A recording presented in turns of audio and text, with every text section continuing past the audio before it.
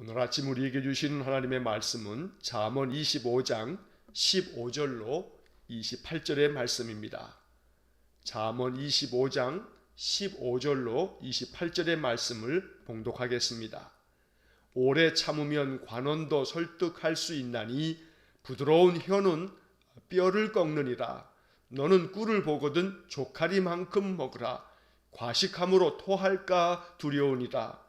너는 이웃집에 자주 다니지 말라. 그가 너를 싫어하며 미워할까 두려우니라. 자기의 이웃을 쳐서 거짓 증거하는 사람은 방망이요 칼이요 뾰족한 화살이니라. 환난 날에 진실하지 못한 자를 의뢰하는 것은 부러진 이와 위골된 발 같으니라. 마음이 상한 자에게 노래하는 것은 추운 날에 옷을 벗음 같고 소다 위에 식초를 부음 같으니라. 내 원수가 배고파 하거든 음식을 먹이고 목말라 하거든 물을 마시게 하라. 그리하는 것은 핀 숯을 그의 머리에 놓는 것과 일반이요 여호와께서 내게 갚아주시리라. 북풍이 비를 일으킴같이 참소하는 혀는 사람의 얼굴에 분을 일으키느니라. 다투는 여인과 함께 큰 집에서 사는 것보다 움막에서 혼자 사는 것이 나으니라. 먼 땅에서 오는 좋은 기별은 목마른 사람에게 냉수와 같으니라. 의인이 악인 앞에 굴복하는 것은 우물이 흐려짐과 샘이 더러워짐과 같으니라. 꿀을 많이 먹는 것이 좋지 못하고 자기의 영예를 구하는 것이 헛되니라. 자기의 마음을 제어하지 아니하는 자는 성읍이 무너지고 성벽이 없는 것과 같으니라. 아멘. 오늘도 우리에게 주신 이 지혜의 말씀이 우리의 삶을 더욱더 복되게 하고 날마다 하나님의 말씀으로 인해서 우리 안에 지혜와 명철이 가득하기를 간절히 축원합니다. 자, 오늘 이 잠언 25장 15절부터 마지막 28절까지의 말씀을 읽었습니다. 자, 15절 말씀을 먼저 보시면 오래 참으면 관원도 설득할 수 있나니 부드러운 혀는 뼈를 꺾느니라. 자, 먼저 이 상반절에 나오는 이 말씀에서 오래 참으면 관원도 설득할 수 있다. 자, 쉬운 성경의 번역으로 이 15절을 보면 끈기 있게 설득하면 통치자의 마음도 움직이고 부드러운 혀는 뼈도 녹인다. 이렇게 번역이 되어 있습니다. 오래 참으면 끈기 있게 설득하면 관원도 설득할 수 있다. 통치자의 마음도 움직여진다. 라고 말하고 있는 겁니다. 자, 그래서 우리는 이 15절의 말씀을 읽으면서 늘 사람들을 설득할 수 있는 그런 지혜, 여기 15절에 설득할 수 있나니 라고 하는 말씀처럼 사람들의 마음을 움직일 수 있는 그런 지혜, 그래서 사람들의 마음을 늘 선한 곳으로 이끌어갈 수 있는 그런 지혜, 바로 이것이 우리에게 주어지는 하나님의 축복이 되기를 간절히 원합니다. 여기서 개역개정 성경의 번역으로 보면 오래 참으면 이렇게 번역되어져 있습니다. 오래 참을 줄 아는 것, 그래서 사람들을 늘 상대할 때에도 항상 늘 마음 가운데 관용의 마음으로 기다려줄 줄 알고 참아줄 줄 아는 그런 마음, 바로 이것이 지혜라고 가르쳐주는 것입니다. 더불어 이 15절 하반절에 보면 부드러운 혀는 뼈를 꺾느니라 라고 말씀하고 있습니다. 자, 여기서 부드러운 혀가 뼈를 꺾는다는 것은 뼈는 아주 단단하지만 그러나 부드러운 혀에 의해서 뼈가 꺾여진다. 자, 이 말은 상대방의 그 마음 가운데 있는 분노나 노여움이나 그 마음의 모든 장벽들은 부드러운 혀, 다시 말하면 따뜻하고 부드러운 말로 인해서, 설득력 있는 말로 인해서 오래 참으면서 끈기 있게 그 사람에게 정성을 다하면서 늘 참된 말을 전하는 것으로서 그 사람의 완고했던 마음까지도 녹을 수 있다. 그 사람들의 노여움이나 마음 가운데 있는 그 모든 것들이 다 한순간에 풀어지기도 한다라고 말씀하고 있는 것입니다.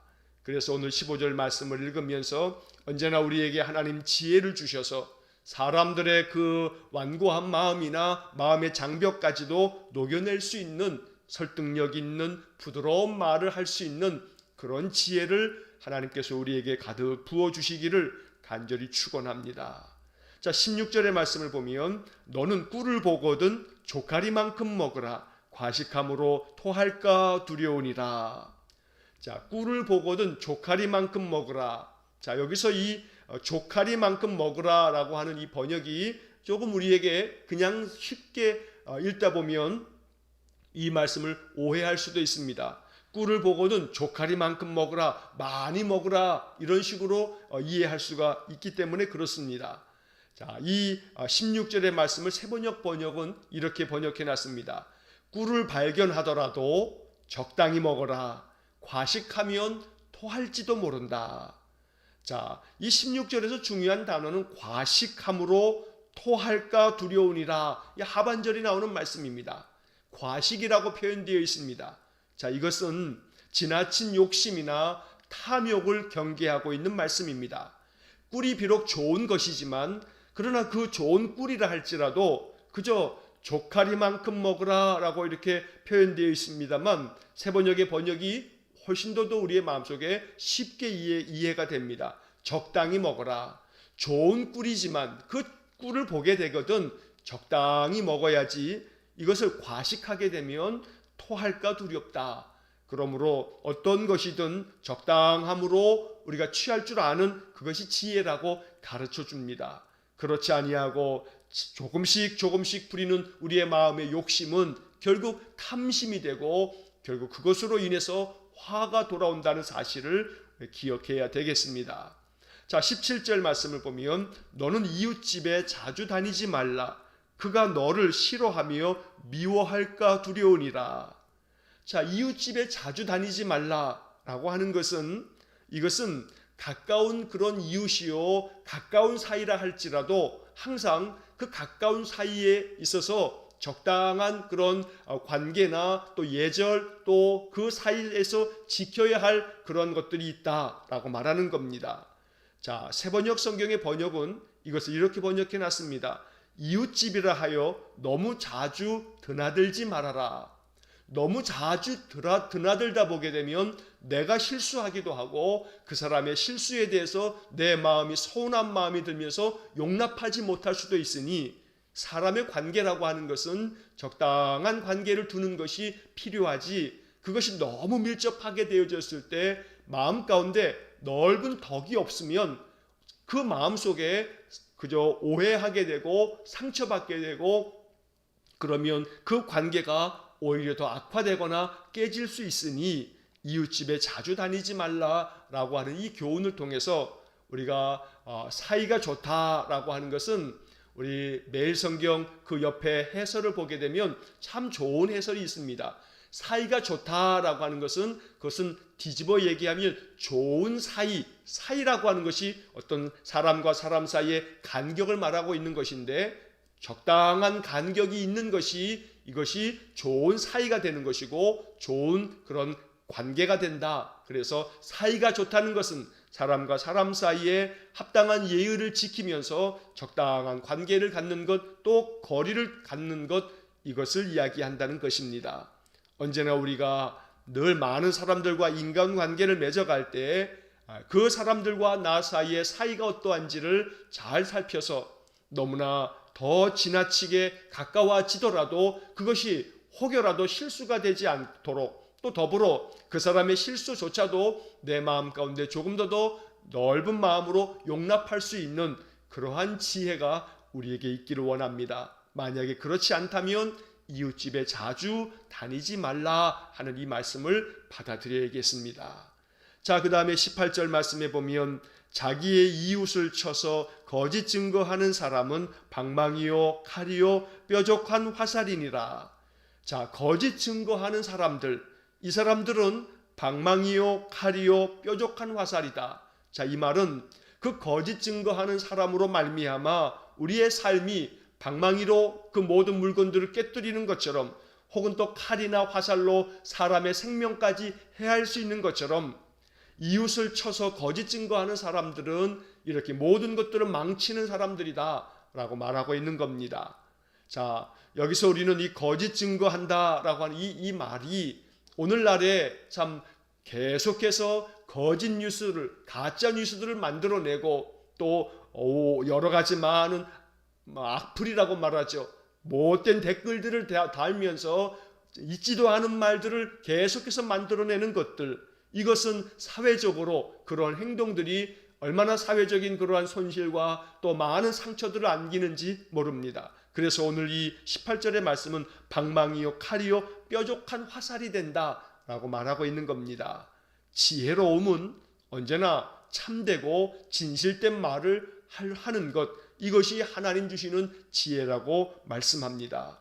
그러므로 언제나 우리 주변에 거짓 증거하는 사람들을 경계할 줄 아는 지혜도 있어야겠고, 또 우리 자신이 거짓 증거하는 그러한 사람이 되지 않도록 언제나 나의 입술은 진실의 말, 늘 경우에 합당한 말, 또 사람들의 마음을 일으켜 세워 살릴 수 있는 말, 이러한 말만을 할 수 있게 해달라라고 기도해야겠습니다. 자, 그 다음 이어지는 19절의 말씀에 보면 환난 날에 진실하지 못한 자를 의뢰하는 것은 부러진 이와 위골된 발 같으니라. 자, 환난 날에 어려움에 처해져 있을 때 진실하지 못한 사람들을 의지하는 것, 이것은 참으로 어리석은 일이다. 마치 부러진 치아와 또 혹은 골절되어진 그 발을 의지하는 것처럼 어려움을 당했을 때 진실한 사람과 함께 그 어려움에 대해서 의논하면서 극복해 가야지, 진실하지 못한 사람을 의지하는 것은 결국은 그것은 자기 자신에게 더 큰 낭패를 가져올 수 있다라고 말하는 겁니다. 자, 이 19절의 말씀을 쉬운 성경에서 번역할 때에는 진실하지 못한 자, 이 부분을 신용이 없는 사람, 이렇게 번역해 놨습니다. 신용이 없는 사람을 의지하다가 낭패를 봅니다. 그래서 언제나 늘 사람을 바라볼 때 이 사람이 믿음직한 사람인가, 이 사람이 정말 진실한 사람인가, 사람을 잘 분별할 줄 아는 지혜, 이것이 얼마나 큰 지혜인지 모릅니다. 그러므로 오늘 19절의 이 말씀을 읽으면서 언제나 내 주변의 사람들을 바라볼 때에도 늘 진실하고 신용, 믿을 만한 사람들을 늘 분별할 줄 아는 그러한 지혜를 달라고 기도해야겠습니다. 또 뒤집어 이야기하면 내가 진실한 사람이 되어야 하고 내가 신용이 있는 사람이 되어야 합니다. 그래서 주변 사람들이 나를 바라볼 때에는 참 믿음직한 사람이다, 하나님을 믿는 사람이라 그런지 참 뭔가 다르다라고 하는 그런 평판을 얻을 수 있다면 이것이 지혜요, 이것이 하나님을 기쁘시게 하는 삶이라고 말씀하고 있는 겁니다. 자, 그 다음 20절 말씀을 보시면 마음이 상한 자에게 노래하는 것은 추운 날에 옷을 벗음 같고 소다 위에 식초를 부음 같으니라. 자, 마음이 상한 사람 앞에서, 여러 가지 인생의 어려움 때문에 괴로워하는 사람 앞에서 노래를 부른다라고 하는 것은, 이것은 마치 추운 날에 옷을 벗기는 것 같이 고통을 안겨주는 것이다 라고 말씀하는 겁니다. 자, 이 이야기를 다시 쉽게 이야기하면 그저 여러 가지 인생의 괴로움 때문에 속상해하고 힘들어하는데, 나는 이렇게 하나님께서 복을 주셔서 이렇게 좋은 일들이 참 많다고 말한다면 그 지금 상심되어져 있는 사람에게는 마음이 상한 자 앞에서 마치 즐겁게 노래 부르는 것과 같이 되어져 버리니, 이것은 사람들의 그 상처 위에다가 그저 식초를 붓는 것과 마찬가지다라고 말하는 겁니다. 아무리 내 마음이 즐거워도, 아무리 내 삶이 형통해도 마음이 상하여 환난을 당한 자, 고통하면서 신음하고 있는 사람 앞에서 내가 이렇게 하나님께로부터 은혜를 얻었다고, 복을 얻었다고 이야기하는 것 자체는, 이것은 참으로 경우에 합당한 말이 될 수가 없습니다. 그래서 20절 하반절에 소다 위에 식초를 부음 같으니라 라고 이렇게 번역되어져 있는 이 부분을 쉬운 성경에서는 터진 상처에 식초를 붓는 것과 같다, 이렇게 말씀하고 있습니다. 그러므로 내게 아무리 즐겁고 기쁘고 나의 삶에 복된 일이 많다 할지라도 마음이 상한 자 앞에서는 그 마음 상함을 위로할 줄 아는 것이, 이것이 경우에 합당한 것이지, 오히려 나의 즐거움을 자랑하듯이 이야기하는 것은 그 앞에 있는 사람의 상처에다가 식초를 내리붓는 것과 다를 바가 없다 라고 말씀하고 있는 겁니다. 우리의 모든 행실이 주변 사람들의 마음에 참으로 따뜻하게 다가갈 수 있는 그런 마음이 되어야겠습니다. 그래서 우리 믿음의 사람들의 그 삶의 모습들이 주변 사람들에게까지 따뜻한 영향력을 미칠 수 있는 그런 삶이 될 때 하나님은 기뻐하실 것입니다. 자, 그 다음 이어지는 말씀 21절과 22절의 말씀을 보면 내 원수가 배고파 하거든 음식을 먹이고 목말라 하거든 물을 마시게 하라. 그리하는 것은 핀숯을 그의 머리에 놓는 것과 일반이요 여호와께서 내게 갚아주시리라. 자, 원수가 배고파 할 때에는 그에게 음식을 먹여줘라. 또 목말라 하거든 물을 마시도록 물을 내줘라 라고 말씀합니다. 이렇게 되면 핀숯, 숯이 활 타오르고 있는데 그 핀숯을 그의 머리에 올려놓는 것과 같이 되는 거다라고 말하고 있습니다. 여기 22절의 이 비유적인 표현을 우리가 이해할 필요가 있습니다. 자, 핀숯을 그의 머리에 올려놓는다.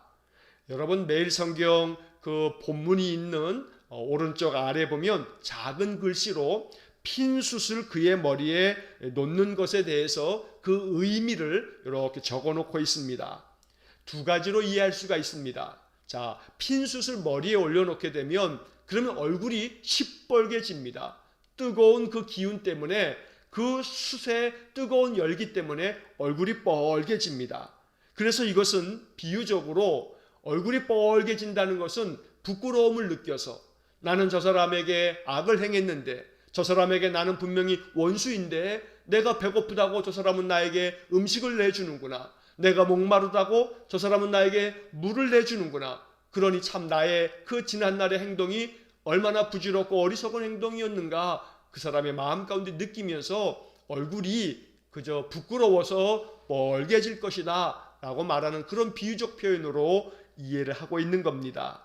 또 두 번째 해석은 핀숯을 그의 머리에 놓는 것과 일반이다 라고 하는 것은 그 숯불을 그의 머리에 놓는다는 것을 마음속에다가 담아주는 것과 같다 이렇게 해석을 하면서 결국 그 사람 마음속에 마음이 활활 타오르듯이 타올라서 마음속에 자기의 그 악한 행실에 대해서 참회하게 될 거다. 마음에 후회하거나 또 마음속에 뉘우치게 될 거다 라고 말씀하는 겁니다. 자, 어느 것이든 참 그 말씀의 뜻에 있어서는 원수가 배고프거든 음식을 내주고 목마르거든 물을 마시도록 그렇게 해라. 그래서 그 상대방은 나에게 악을 행했지만 너는 그에 대하여 선으로 그 악을 갚아주어라 라고 말씀하고 있는 것입니다. 자, 이 잠언의 말씀을 아마도 사도 바울이 참 마음 가운데 은혜롭게 읽었던 모양입니다. 그래서 사도 바울은 로마서 12장 20절에서 이 잠언 우리가 읽은 이 25장 21절의 말씀을 사도 바울이 로마서에서 그대로 인용해서 사용하고 있습니다. 로마서 12장 20절의 말씀을 보면 내 원수가 줄이거든 먹이고 목마르거든 마시게 하라. 그리함으로 내가 숯불을 그 머리에 쌓아 놓으리라. 자, 오늘 본문에 있는 이 21절과 22절의 말씀을 그대로 바울이 인용하고 있는 것입니다. 자, 이처럼 구약의 말씀을 읽으면서 마음에 감동이 된 것을 사도 바울이나 신약 성경의 많은 그런 글들을 보게 되면 구약의 말씀을 그대로 다시금 인용하는 그런 부분들이 많습니다. 자, 여기서 우리는 한 가지 마음속에 교훈을 얻습니다. 늘 우리의 삶 속에서 말씀을 사용할 줄 알아야겠습니다. 사도 바울이 로마서에서 로마 교인들에게 편지하면서도 이 잠언 25장의 말씀에 마음에 감동이 되었던 구절을 이렇게 그 말씀을 사용해서 로마 교인들에게 편지를 보내는 것처럼 말씀을 사용하는 지혜가 있기를 간절히 축원합니다. 말씀이 내 안에 거하여 그 말씀으로 또 다른 사람들에게 선한 영향력을 미쳐서 귀한 말씀들을 나누어 줄 수 있는 것, 이것이 또한 지혜로운 삶이 될 것입니다. 자, 22절 마지막 부분에서 이렇게 약속해 주십니다. 여호와께서 내게 갚아주시리라. 네가 이렇게 악을 선으로 갚는다면 하나님께서 너의 그 선한 행실을 기억하셔서 너에게 갚아주실 거다. 너에게 보상해 주실 것이다 라고 말씀하고 있는 것입니다. 언제나 우리의 삶이 늘 내게 악을 행한 사람조차도 마음 가운데 품는 것 참 쉽지 않은 일이지만, 그러나 하나님 앞에서 늘 기도하면서 우리의 마음 가운데 하나님 주시는 그런 지혜로 사람들을 대할 줄 아는 그런 은혜가 있기를 간절히 축원합니다. 자, 그 다음 23절의 말씀을 보면 북풍이 비를 일으킴 같이 참소하는 혀는 사람의 얼굴에 분을 일으키느니라. 자, 북풍이 비를 일으킨다. 여기서 북풍이라고 하는 것은 이스라엘 땅은 저 북쪽, 그 북쪽이라고 하는 것이 바로 지중해랑 같이 옆에 이렇게 붙어 있는데, 여기서 말하고 있는 이 북풍이라고 하는 것은 지중해에서 불어오는 바람을 말합니다. 자, 지중해에서 불어오는 이 바람은 언제나 이 구름을 만들어내고 그 구름 안에 비가 가득 있어서 비를 내리게 만든다는 겁니다. 자, 이렇게 북풍이 비를 만들어내는 원인이 되는 것처럼 참소하는 혀는 사람의 얼굴에 분을 일으킨다. 이 말씀이 이야기하는 것은 어떤 것이든 하나의 행실은 그 다음에 어떤 결과를 만들어내서 영향을 미치게 되어져 있다라고 말하는 겁니다. 그래서 참소하는 혀가 사람의 마음, 상대방의 그 얼굴에 분을 일으킨다. 상대방을 화나게 만든다라고 말하는 겁니다. 자, 이 23절의 개역개정 성경은 참소하는 혀라고 이렇게 번역을 했습니다만, 새번역 성경을 보면 헐뜯는 혀 이렇게 번역되어 있고, 쉬운 성경에 보면 험담하는 혀 이렇게 번역이 되어 있습니다. 누군가에게 끊임없이 그저 뒷말을 하고 그 사람을 헐뜯고 또 험담하고 좋지 않게 얘기하고 있는 사실도 아닌 있지도 않은 것들을 마치 있는 것처럼 그렇게 이야기하는 것, 이것은 참으로 어리석은 행동이라고 말씀하고 있는 겁니다. 그런 행동으로 말미암아 사람들의 마음에 분을 일으키게 되고, 이것으로 말미암아 많은 관계들이 헤쳐지게 되고, 그래서 이것은 참으로 어리석은 일이라고 말씀하고 있는 것입니다. 언제나 우리의 혀에서 나오는 모든 말은 헐뜯는 말이나 또 사람들의 마음을 상하게 하는 말이 아니고, 언제나 사람들을 위로하고 격려하고 힘을 북돋아주고 살려주는 그런 생명의 말이 될 수 있기를 다시금 간절히 축원합니다. 자, 그 다음 24절의 말씀을 보면 다투는 여인과 함께 큰 집에서 사는 것보다 움막에서 혼자 사는 것이 나으니라. 자, 이 구절은 우리가 이미 21장 9절의 말씀에서 똑같은 구절을 읽었습니다. 결국은 큰 집에서 사는 것보다 더 중요한 것은 화목하게 사는 것이다 라고 말씀하는 겁니다. 아무리 큰 집에서 많은 재물을 가지고 그저 어느 것 하나 불편함 없이 산다 할지라도 그 식구들과 함께 늘 다툼이 있다면 그 삶은 결코 행복한 삶이 아니라는 겁니다. 그럴 바에는 그저 움막에서, 큰 집은 아니지만 초라하기 그지없는 움막에서 그냥 혼자 사는 것이 훨씬 낫다라고 말하고 있습니다. 이것은 움막에서 그저 혼자 살아라 라고 하는 이야기가 아닙니다. 이 말씀은 그저 사람과 함께 살아갈 때 가정에서도 그렇고 또 내가 만나는 많은 사람들 속에서도 늘 화목한 관계를 이루어가는 것이 지혜라고 말씀하고 있는 겁니다. 언제나 우리의 마음속에 성령께서 늘 우리를 주장하여 주셔서 우리로 말미암아 우리의 선한 말과 행실로 인해서 우리 주변 사람들에게까지 영향을 미치고, 그래서 그 관계가 화목한 관계가 될 수 있기를 간절히 축원합니다. 자, 25절의 말씀에 먼 땅에서 오는 좋은 기별은 목마른 사슴에게 냉수와 같으니라. 자, 먼 곳에서부터 좋은 소식, 기쁜 소식이 들려온다면 마치 이것은 목마른 사람에게 그 목마름을 해결해주는 시원한 냉수와 같지 않겠냐라고 말하는 겁니다.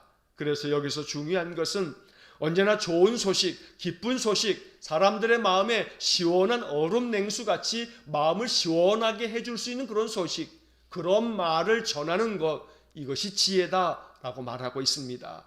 언제나 사람들의 마음 가운데 시원한 냉수처럼 마음을 유쾌하게 하고 마음을 북돋아 일으켜줄 수 있는 그런 소식을 전할 줄 아는 그런 삶이 되기를 간절히 원합니다. 자, 26절의 말씀, 의인이 악인 앞에 굴복하는 것은 우물이 흐려짐과 샘이 더러워짐과 같으니라. 의로운 사람이 결국은 악한 사람 앞에 굴복하듯이 그저 의로움을 꺾어버리고 악한 사람을 뒤쫓아가면서 그들과 동조하고 악을 행하게 된다면 이것은 우물이 흐려지는 거다. 그리고 샘물이 더러워지는 것과 마찬가지다 라고 말하고 있습니다. 그러니 의로운 삶을 잘 지켜서 악한 사람들이 아무리 악하게 살면서 형통하게 살더라도 그런 삶을 나도 동조하면서 뒤따르지 말고 나의 그 의로운 삶을 지켜가야 된다고 말하는 겁니다. 만약에 나의 의로운 삶을 꺾어버리고 그저 나는 그냥 잘 살고 형통하게만 살면 돼, 어떻게든지 간에 그것이 죄든지 악이든지 관계없어, 이렇게 마음이 변절한다면 이것은 우물물이 흐려지는 것이고 샘이 더러워지는 것과 같다라고 말하는 겁니다. 예수님께서 마태복음 5장 13절에서 이러한 말씀을 우리에게 들려주신 바 있습니다. 너희는 세상의 소금이니 소금이 만일 그 맛을 잃으면 무엇으로 짜게 하리요? 후에는 아무 쓸데없어 다만 밖에 버려져 사람에게 밟힐 뿐이니라. 소금이 맛을 잃어버리면 그저 밟힐 뿐입니다. 사람들은 이것을 내버리고 맙니다. 마찬가지로 의인은 그 마음의 의를 이루면서 살아가야지 악한 자들 앞에 굴복하듯이 악을 뒤따르는 삶이 되어서는 안 된다고 말하는 겁니다. 자, 그 다음 27절의 말씀을 보면 꿀을 많이 먹는 것이 좋지 못하고 자기의 영예를 구하는 것이 헛되니라.